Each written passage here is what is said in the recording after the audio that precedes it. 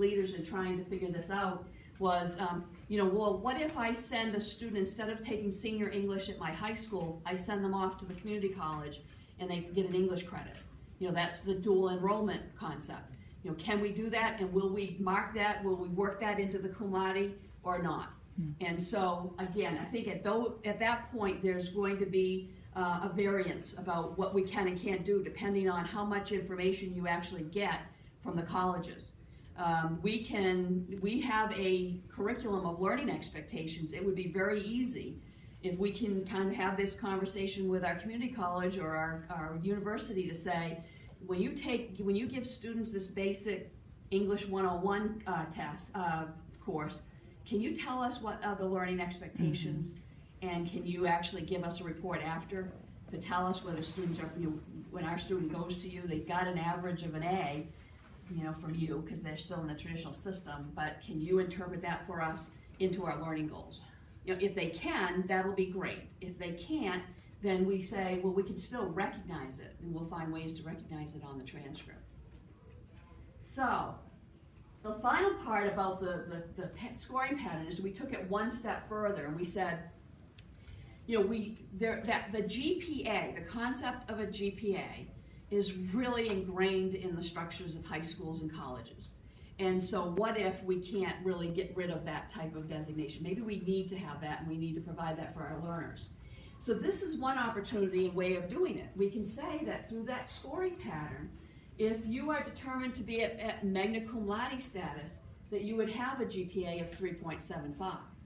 It's not an average, so unfortunately GPA, grade point average, so we would actually put this scale right here, right on the transcript, and show them this is how we're determining a GPA for learners. So that's kind of that's been part of our discussions. I would want to be very clear. We haven't been able to get this, like, we're not putting this in place yet. We have no high school that has actually graduated students with this report, because we're in the process. We have, like I said before, the admissions people sitting at the table with us. By the way, the two folks that are sitting at the table with us are super excited about getting us out to their colleagues to explain this. They're very encouraged by it, but you know, keep in mind, they're also parents. And so they come to the table not just as admissions folks, but they come as parents whose children may not have had such a successful experience in our traditional system. So that helps. With that, though, I would say to you is we can have 15 college admissions people at our table helping us do this. And you'll find, or one of your parents will find, somebody in an admissions office in some college that will say, oh, you know, this will be terrible for your kids. You know, so we have to kind of be cognizant of, you're going to still be, you know, we're still going to be responding to that kind of thing. So finally, the last thing I want to show you is this is the kind of a picture of the standards-based part of our report. So what we've got is we've got a traditional transcript.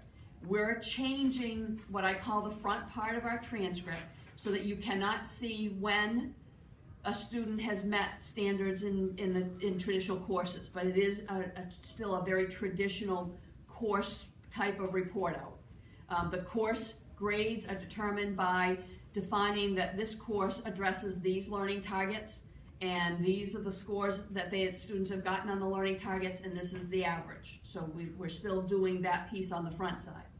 Then what we have is this report, and it connects, the purpose of it, and I'm going to kind of bring you up really close to it.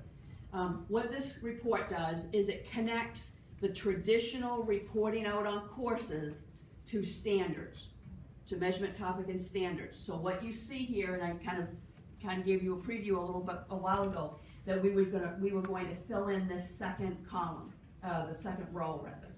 So notice that one of our learning targets in English language arts is plot development. So we have plot development, we also have theme, we have character development, and narration. The four of them together we define as in the strand of reading literature.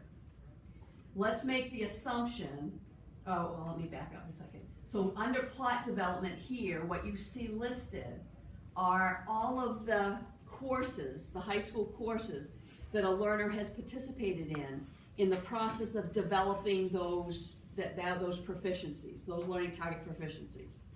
So if I take freshman English and I do not receive, or maybe I get a 2.5 in plot development as an average across all those different learning targets, I can go to sophomore English, continue to work on those same type of learning expectations, and those scores get upgraded in the system.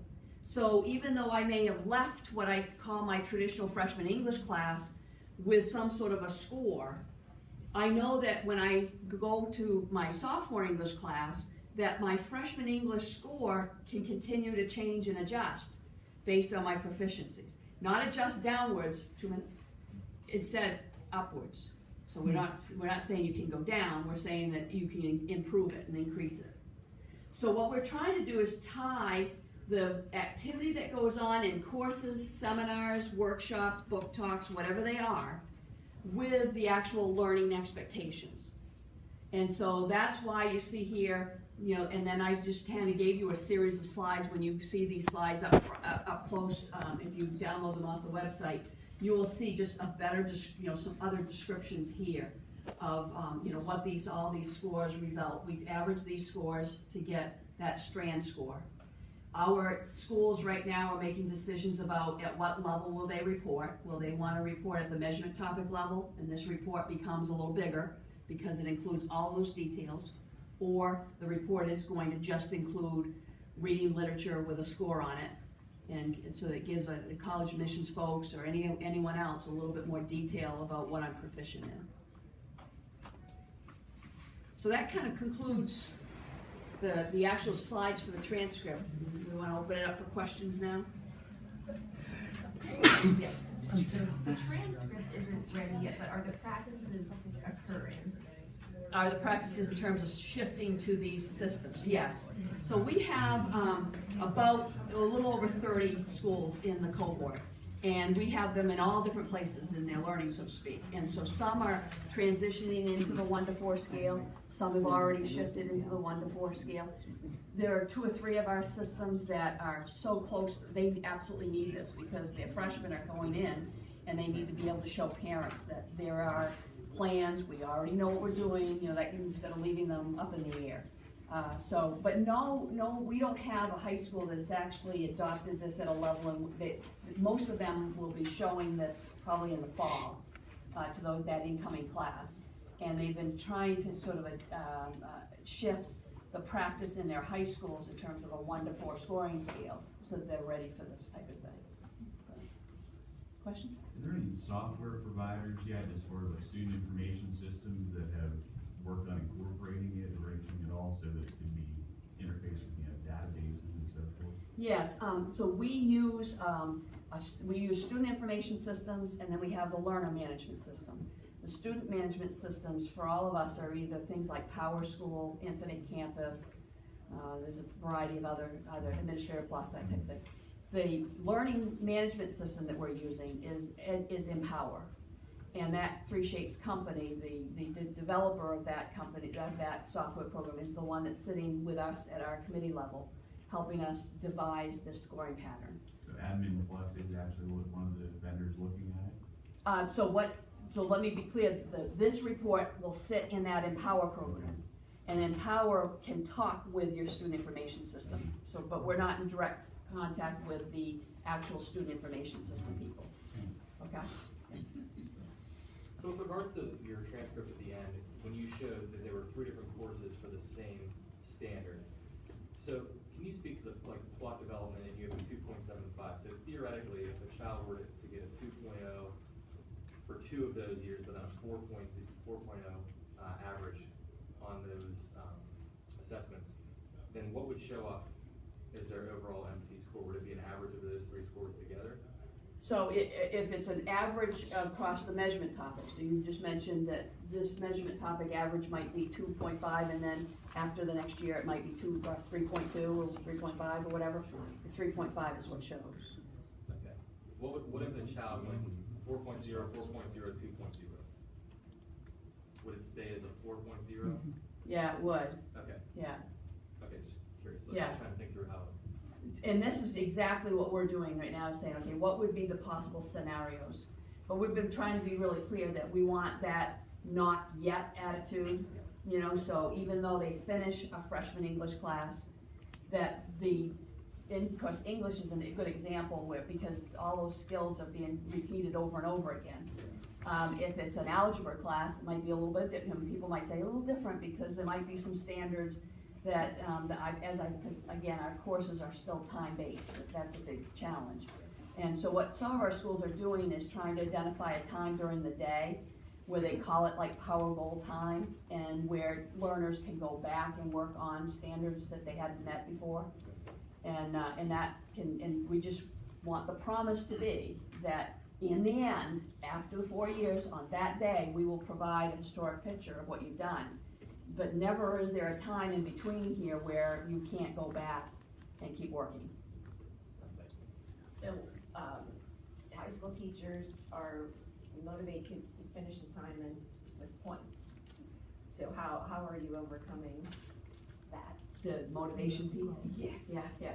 Well, see, that's a big challenge. Even the structures in our high schools and the motivational structures, the carrot stick kind of motivational pieces.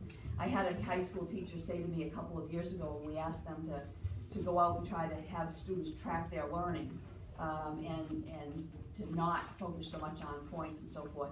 And she came in and she said, well, Linda, I was able to do that piece over here, but I have to confess, in order to get them to track their learning, I gave them points on the quickie quiz. And she said, and I know you don't like that, you know, so I think so we haven't got there totally yet, but I found some success with teachers once they get a real good understanding of that motivational theory piece and the impact on points and scores and everything. So you still have grade books that kids can access? Yeah, we're still making those transitions, yes. What about like